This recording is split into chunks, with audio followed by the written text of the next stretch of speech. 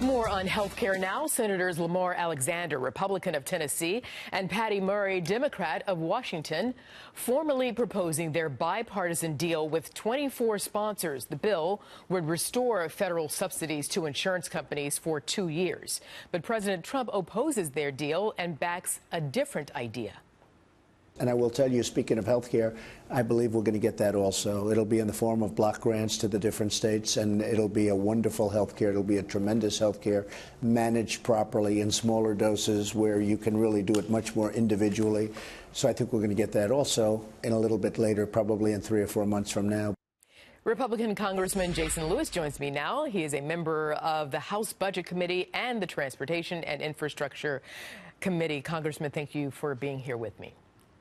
You bet. Good to be here. Thank you. First of all, do you support the Alexander Murray bill?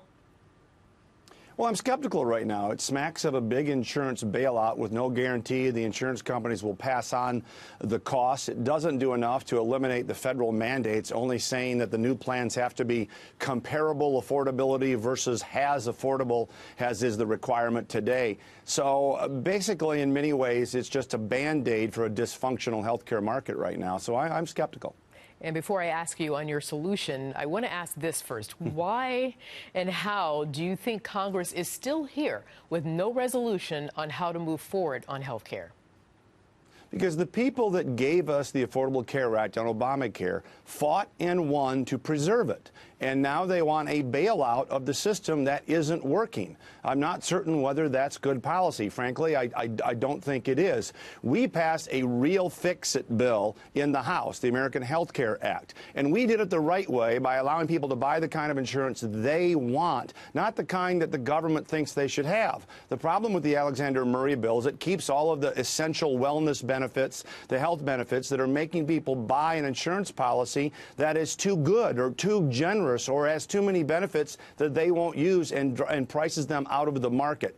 So until we get prices that are able to float, plans that people can tailor to their own circumstances, you're not going to see this market function properly. So that's your idea, tailored health care, your idea of fixing the problem. Or nothing's a perfect plan, of course. If you wouldn't mind, there's got to be some sort of bumps in the road on that plan. What do you think they are? Well, no. I mean, we had high-risk pools, $138 billion of invisible high-risk pools. We had a refundable tax credit for a safety net, and we returned to the states the ability to implement those high-risk pools that was taken away under the Affordable Care Act. Then we removed all of the federal mandates, or at least gave the states the option to develop their own plan without federal mandates, which would have lowered premiums, allowing prices to float so that young and healthy people could buy an affordable plan and get back into the insurance pools.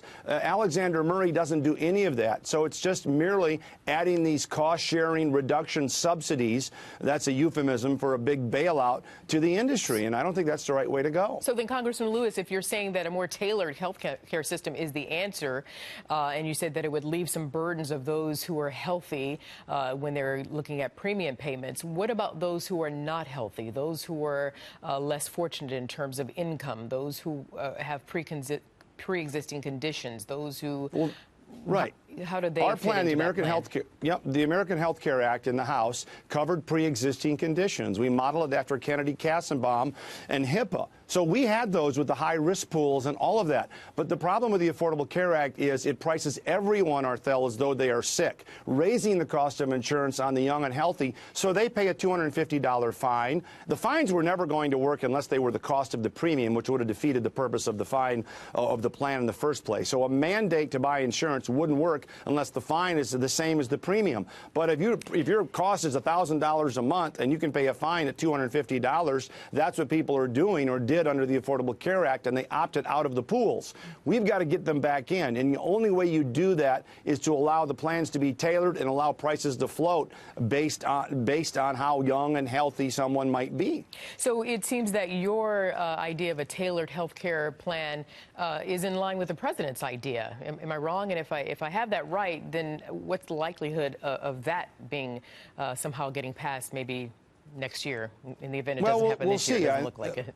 Right, right. We'll see. I think we have to have real reform, and that's what the administration is saying before they extend these cost-sharing subsidies, which, by the way, when the CBO analyzed extending the cost-sharing subsidies, they said it wouldn't save any money. Now everybody's saying that taking them away is going to cost money. I don't know how you can have, two analyses by the CBO that says it's going to cost money if you take them away, but if you extend them, it doesn't save any money. That doesn't make any sense at all. So what we don't want to do is merely put a Band-Aid on a current dysfunctional system and bail out big insurance for the sake of preserving the status quo. And I think that's at the root of my concern over this. Yeah, and I understand that, but I think the last question, it's a loaded question, but I'll see if you can give it to me in a 30-second answer.